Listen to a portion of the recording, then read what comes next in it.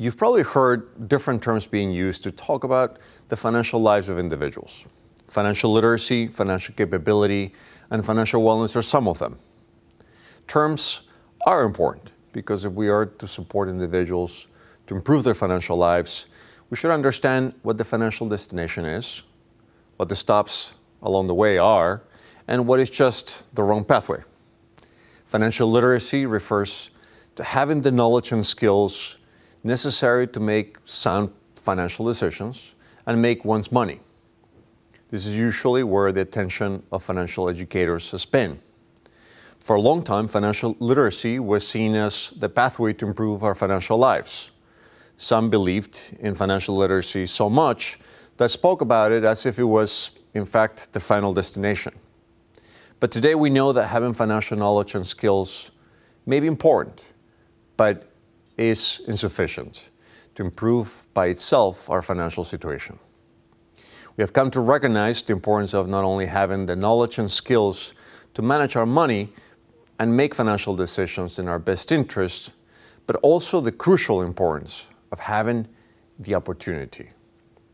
Financial capabilities refers to the ability to pursue one's financial goals.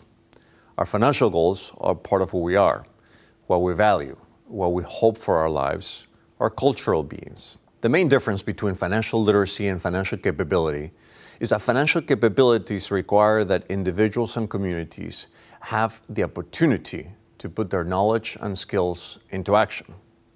For instance, an individual may know how to manage their money, but may have no control over their financial decisions because the housing program they live in requires that everyone living there gives their representative payeship over to the program. The program does this to make sure they receive their money for rent and not necessarily because the person requires the help. An individual may know how to save, but what they receive in SSI or another benefit may be barely enough to meet their basic financial needs. That person has no assets because they don't have the opportunity to save, not because they lack the skills to budget or save. An individual may know that they are earning income tax credits, but when they ask their mental health providers or peers, no one knows where to go or who to ask. That person is not benefiting from the earned income tax credit because she does not have the opportunity, the access to the supports that could help them benefit from these credits. Consider this formula. Financial capability equals financial skills plus financial opportunities. Financial wellness is more than financial literacy and financial capability.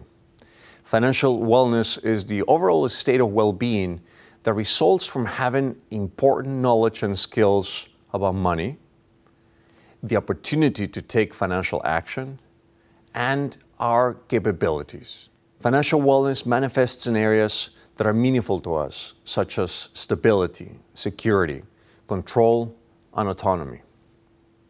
But one word of caution. These terms are also important because we want to know what pathway not to take.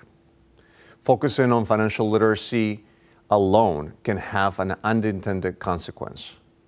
If we focus only on the financial knowledge or skills that people may need to develop, we may end up giving people the message that they are poor or struggling because they're not doing it right or they lack capacity. Or we may end up shaming people for living in poverty or financial struggle, or even blaming them, blaming the victim of an unjust system of inequalities in which few have opportunities. Even more, we may end up creating more frustration and hopelessness by supporting people to develop knowledge and skills without the opportunity to put them in practice. In other words, supporting financial wellness without supporting individuals to increase their opportunities, such as access to financial services, asset building resources, may not be, in fact, supporting financial wellness.